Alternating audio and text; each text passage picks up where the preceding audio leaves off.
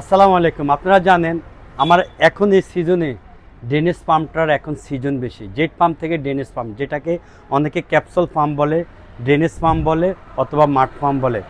আমি এই ধরনের পাম্প অনেক কোম্পানির সাথে কাজ করি, যেমন ফেডরোলো, আরএফএল, এভারেস্ট, বাতিগড়ের বিজিপ্রো, অনেক কোয়ালিটির পাম্প বেশি, সবগুলি অথেন্টিক 100% তামা।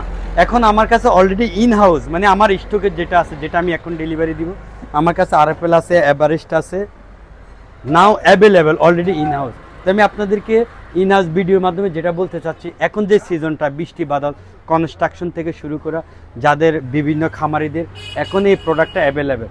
আমি আপনাদেরকে আগেও বলছি, এখনও বলছি, আমি প্রোডাক্ট বিক্রির আগে সার্ভিস ইনশিওর করি।